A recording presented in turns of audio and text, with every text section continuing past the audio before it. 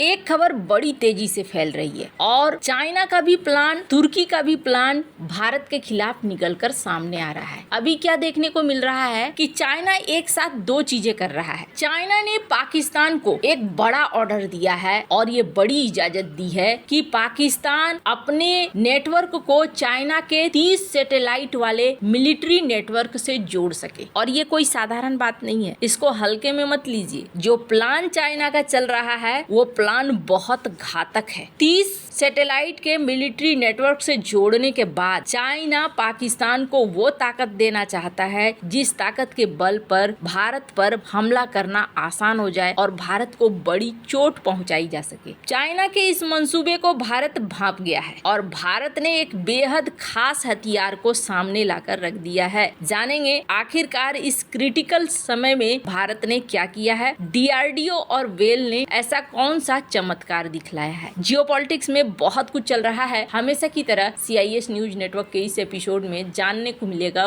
बहुत कुछ। आइए जानते हैं इन खबरों को विस्तार से। तुर्की और पाकिस्तान हाथों में हाथ डाले निकल रहे हैं। इस वक्त एक नेटवर्क इस तरीके का बना हुआ है जिसमें तुर्की फुल सपोर्ट कर रहा है। पाकिस्तान कहाँ कमजोर पड़ रहा है? पाकिस्तान अब इंफॉर्मेशन वॉर में कमजोर पड़ रहा है और यहाँ पर मदद करने के लिए भी तुर्की आगे आ गया है। तुर्की की जो मीडिया है वो पाकिस्तान की कहानी रच रही है, दुनिया भर में पाकिस्तान की कहानी बता रही है। न सिर्फ इतना, कहा जा रहा है, स्क्रीन पर आप आर्टिकल देख सकते हैं कि तुर्की एक टीम बनाकर भी पाकिस्तान को मदद कर रहा है ताकि दुनिया भर में पाकिस्तान अपनी बात रख सके। अभी हाल ही में शहबाज शरीफ और जनरल मुनीर दोनों पहुंचे थे तुर्की। जनरल मुनीर को तो अब ये फील्ड मार्शल बनाकर दुनिया को दिखलाना चाहते हैं कि ये ओहदा है। मुनीर अपना जगह भी बना रहा है कि कब शहबाज को हटाकर उसकी कुर्सी पर बैठना है। पर तुर्की इतना सपोर्ट क्यों कर रहा है? तुर्की का सपोर्ट किस हद तक था, इसको ऐसे समझिए कि पहलगांव में हमला होने से पहले तुर्की के इस्तांबुल में एक सेमिनार आयोजित हुआ था 2 हफ्ते पहले और वहाँ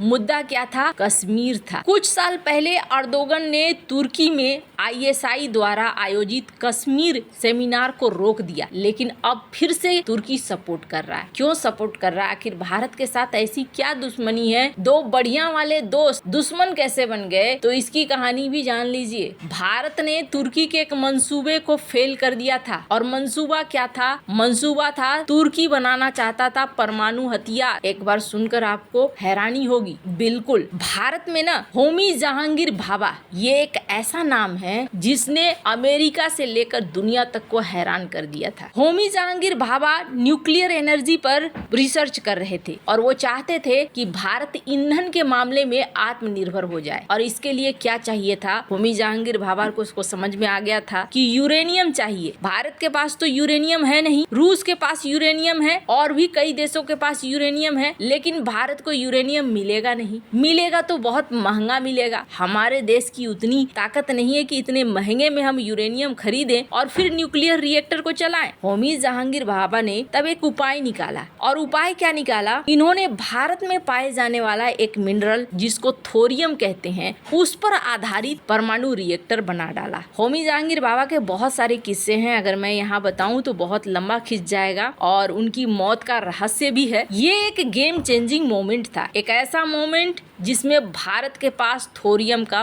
बहुत बड़ा भंडार और भारत ने उसी थोरियम का इस्तेमाल किया, थोरियम को यूरेनियम में बदला और यूरेनियम का न्यूक्लियर रिएक्टर में इस्तेमाल करके भारत ने ईंधन बनाना शुरू कर दिया। तुर्की को जब ये चीज समझ में आई, भारत के पास ये टेक्नोलॉजी थी कि कैसे हमें थोरियम से यूरेनियम बनाना है, ये हासिल करना चाहता था तुर्की। और ये हासिल करने के लिए तुर्की ने 2007-2008 तब से फेरा लगाना शुरू कर दिया भारत का। अच्छी दोस्ती भरी बातें करनी शुरू कर दी। जब शुरू में PM मोदी आए तो उनके साथ भी बहुत बढ़िया दोस्ताना रिश्ता रहा। वो एक मोमेंट था, तब से हम लोग यही सुनते आए हैं कि तुर्की और भारत बहुत अच्छे दोस्त थे। असल में दोस्त नहीं, तुर्की को कुछ और चाहिए था, इसलिए तुर्की उस समय सपोर्ट कर रहा था। लेकिन जब भारत को समझ में आ गया कि तुर्की को थोरियम की टेक्नोलॉजी चाहिए, तब भारत ने पल्ला झाड़ना शुरू कर दिया और तभी से तुर्की भारत से नाराज रहने लगा। नाराज तुर्की ने फिर पाकिस्तान का रास्ता पकड़ा, क्योंकि इनके पास परमाणु हथियार थे। तो इनके पास अपनी एक वजह है। अब तो अर्दोगन के साथ सीन ये है कि अर्दोगन खलीफा बनना चाहते हैं और खलीफा बनने के लिए भी ये फुल सपोर्ट कर रहे हैं। तो तुर्की के पास एक वजह है। अब चाइना की बात करें तो चाइना ने 30 सैटेलाइट का नेटवर्क क्यों दे दिया एक्सेस, और क्या चाहता है चाइना? तो चाइना दरअसल एक बड़ा नेटवर्क बना रहा है। किस चीज के लिए? J-35 स्टील्थ फाइटर जेट के लिए। चाइना जल्द ही J-35 को पाकिस्तान के अंदर पहुंचाना चाह रहा है। इसका मतलब क्या है? इसका साधारण मतलब समझिए, लड़ाई खत्म नहीं हुई है, बल्कि चाइना उस हार से तिलमिला गया है और तिलमिलाए हुए चाइना ने अब पाकिस्तान को और भी मजबूत करने की ठान। चाइना पाकिस्तान को और भी ताकतवर बनाना चाहता है और एक बार जैसे ही ताकत आई, पाकिस्तान फिर से वार करेगा। और इस बार चाइना चाहता है कि पाकिस्तान के पास स्टील्थ टेक्नोलॉजी हो, वो हथियार हो जिससे उनकी लड़ाई आसान हो जाए। कहा जाता है कि इन्होंने पूरा सिस्टम बनाकर इस चीज को सौंपने की तैयारी कर ली है कि चाइना को न तो नेटवर्क में कोई प्रॉब्लम हो, न इंफॉर्मेशन में कोई प्रॉब्लम हो और न ही उनके फाइटर जेट में कोई दिक्कत हो। अब सवाल ये उठता है कि भारत रोकेगा कैसे? भारत के पास तो स्टील्थ फाइटर जेट है नहीं। तो यहाँ पर भारत ने वही वाला फॉर्मूला लगाया जो वाला फॉर्मूला चाइना ने और रूस ने अमेरिका के F-22 और F-35 के लिए लगाया था। अभी आप देखेंगे भारत ने अब J-35 या कोई भी स्टील्थ फाइटर जेट है उसके नेटवर्क को ही न्यूट्रल करने के लिए स्ट्रेटजी पर काम शुरू कर दिया। और भारत ने पाकिस्तान चीन की स्टील्थ क्षमता को स्टील्थ क्षमता से नहीं बल्कि साइंस और रणनीति से काउंटर करने का फैसला लिया है। DRDO और बेल की तरफ से बनाया गया VHF band anti stealth radar, जो एक मोबाइल प्लेटफॉर्म है, मतलब कहीं भी लाया ले जाया जा सकता है। अब इसकी तैनाती हो रही है और इसे सौंप भी दिया गया है। स्क्रीन पर एक आर्टिकल देखिए। सूर्या VHF रडार भारत की स्वदेशी रडार सिस्टम है और इस रडार सिस्टम का क्या काम है? इसका काम यह है कि स्टील्थ फाइटर जेट को रोकना, उसे बेकार कर देना। जो ऑपरेशन सिंदूर हुआ उसमें एक चीज आपने नोटिस करा होगा, और क्या नोटिस करा होगा? मौका ही नहीं दिया भारत के रणनीति ने चाइना के डिफेंस सिस्टम को काम करने का, और मौका ही नहीं मिला कि चाइना के फाइटर जेट घुस सके या उनके ड्रोन हमला कर सके। क्यों? क्योंकि भारत ने डिफेंस को इतना मजबूत रखा था। सबसे पहले जिस तरीके से रणनीतिक तौर पर राफेल सिग्नेचर भेजे गए और डिफेंस सिस्टम के लोकेशन को पता किया गया, फिर डिफेंस सिस्टम को जाम किया गया, वैसी ही रणनीति इस बार भारत ने बनाकर रख दी है। तो चाहे ये J-35 दे या कुछ भी दे,